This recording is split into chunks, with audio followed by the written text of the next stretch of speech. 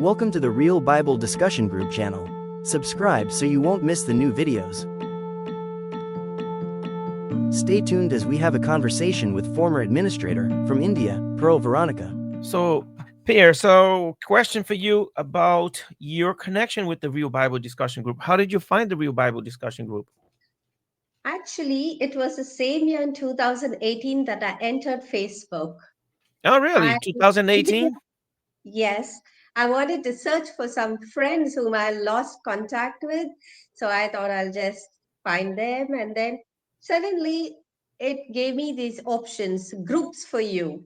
Mm-hmm. When it said groups for you, the Real Bible Study group was one of it. And I Okay, just so chose that. And that was the first one and the only one I was a member of for a long time. 7 years, huh?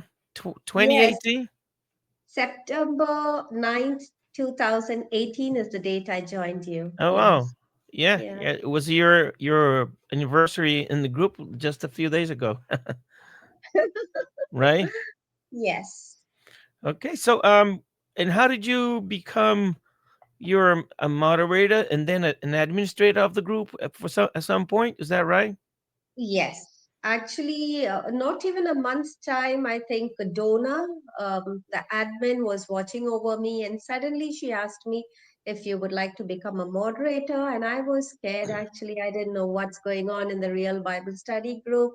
Uh, she said she'll train me, and she trained me very well, and she welcomed me and put me in the admin chat, Mm-hmm. moderators chat group, and it just went off well. And you know how I took care of the group. When I joined, there were 70 members in the group. When I left as an admin, it was 1 million. Yeah, it keeps growing every day. Yeah. It's So, growing. you were a moderator and administrator of the group for some time. How did you like it? I liked it a lot and I learned a lot. I liked it a lot. In fact, I work for a travel agent. I'm heading a tour department. I'm the manager of Dyna World Travel. So I work round the clock and very busy, but I used to sneak in between, to Mm-hmm. approve members and just moderate the groups during my office time. And now they've kept audio and video cameras, so I'm unable to do that now. But I used to do that. It used to just, I was so involved and I learned a Yeah. lot of things. I didn't know that so many denominations existed till I Right. joined you. Yeah. Yeah. Yeah. Well, we're an open group for every denomination. We don't really have a Mm, specific right, denomination, and that gives us exactly. the freedom to welcome everybody. So, yeah. Yeah. Well, that thanks for sharing that. So how was what was your biggest, like your most challenging um task in the group?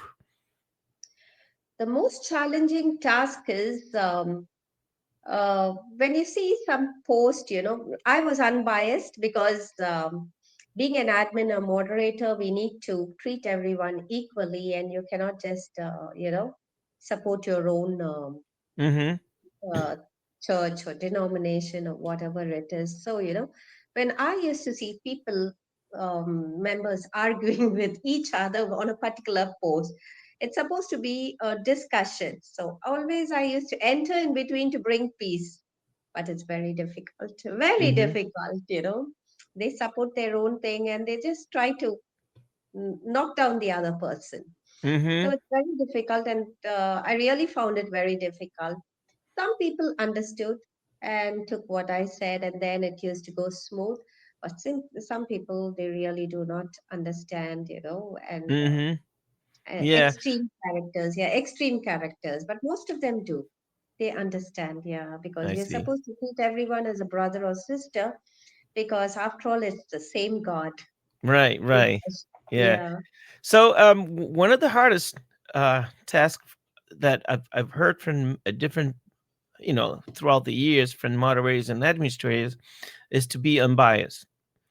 and Yes. and and and even when you see a post that it might be talking, it might be something against your own denomination, and you're there approving that post. How hard was that for you to approve It posts, even though when they are saying something like against the Catholic Church, and you had to approve? Was that hard for you?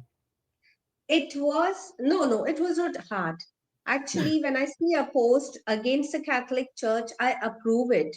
I've never kept it back. I always approve it, and I was unbiased. But I used to be watching what are the discussions going on there.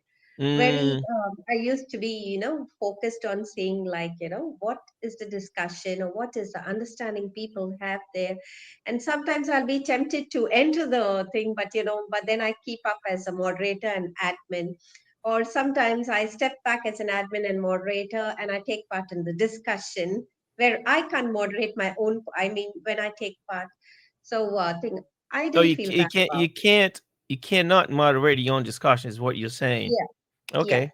Mm-hmm. that's what I meant. Yeah. Mm, So I didn't keep back the post. I always approve all the posts, but it's not only about Catholic. When I see someone hurting the SDAs or anyone for that Baptist or anything, I used to really go in and try to bring peace and put them on together. right. It Yeah, was there hard for you to bring peace back to a conversation that's going south? most of the time. Yeah. Mm, all right. Yeah. Um, what is the percentage of Catholics do you think, while you're there moderating? Did you perceive that we have a lot of Catholics in the group? Actually, in the beginning, we did have a lot of Catholics, but now, yes, I do find a lot of Catholics because there are a lot of Catholic posts, and I see a lot of Catholics also discussing the things, and um, it's grown. A lot of Yeah. Catholics have joined, especially when we had the 66 books for a long time, and when it changed to the 73 books, I saw a lot of Catholics who have come in, and as you know, we have um, the highest population in the world as the Catholic Christians, Yeah. and they're spread around. So most of them Yeah. are becoming aware and joining our Yeah, group. it was hard to convince the administrators to add the Catholic books. As you know, we debated on that for a while. I pushed it, and then I gave up on it, and eventually with your influence in there, we are able to change that and add the Catholic books to the discussion. So thank you for that. You really helped in that sense. I couldn't do it myself. Uh, so Actually, the King James, the first King James Bible had the 73 books. It was not removed from King James, only the later versions, maybe. Yeah. yeah, your point was always there, that it was always there, and then they removed, right? But Yes. because at the time most of the administrators were mainly, I think only you and Donna were the two Catholics, right? Yes. Okay. Donna became a Catholic. She was a Protestant and then she went through something and she became a Catholic, yeah, Okay. later. After you two were on the board, we're able to vote that and add the books back to the discussion, which is, I was glad because we want more Catholics in the group, right? It's after all, it's a group for everyone, right? Everyone. Yes. Yeah, that was a good change. Again, thank you for participating on that change. It was big. Um, Thank you. yeah.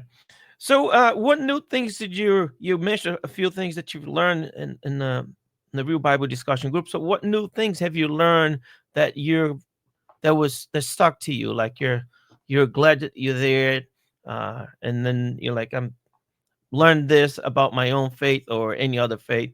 Tell us about a little bit about that, your experience and learning in the group. Learning, yes. I did have some, I had certain members who posted, it was not based on any denomination, but the scriptures that they discussed or explained in the post was so much of depth. Like you have the milk and the meat. So they were in the meat level, and they didn't speak about any denominations. There are about 5, 6 characters like that who really, really give lessons or whatever it is, knowledge, values, And I used to really read through them, and I used to learn a lot from them as well. And it was lessons to all the members, in fact. They Mm-hmm. were like Fernando and Benny Sindrell. So some members I remember, some I don't. But Mike Cook. So these people, they might belong to different denominations, but their posts are valuable. Yeah, I learned a Mm-hmm. lot from them, and it's a value to the group that such members still exist in the group, and Yeah, keep we doing have things. members that has been in the Yeah, group since we started. yeah, Yeah. yeah. Um, for somebody who's before that, while I remember, your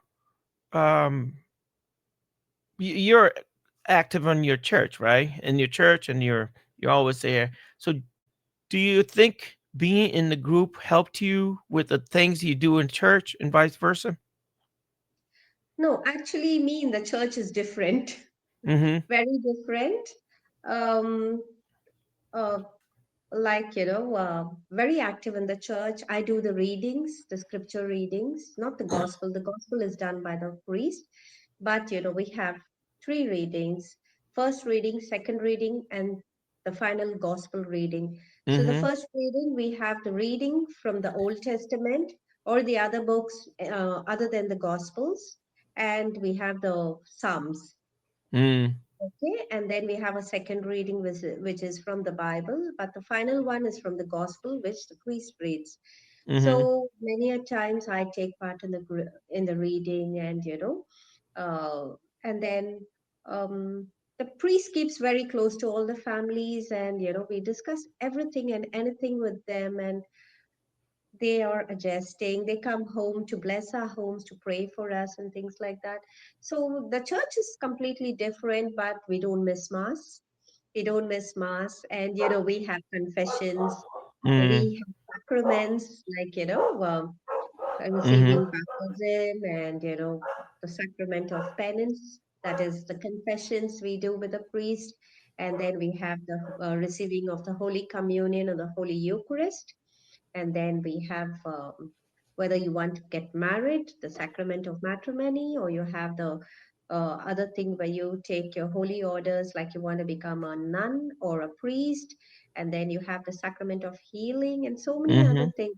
So All all right. these are practiced in detail, and every feast is celebrated in a very grand way.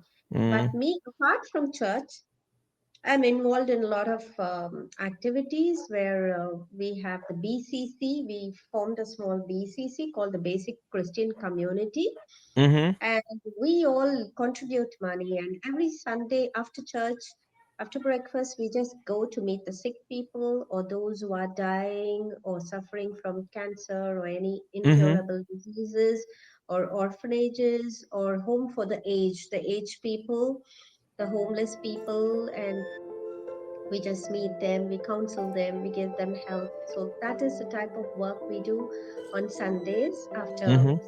Mass. Yeah. So Okay. Thanks for watching. To join the Facebook group, click the link in the descriptions.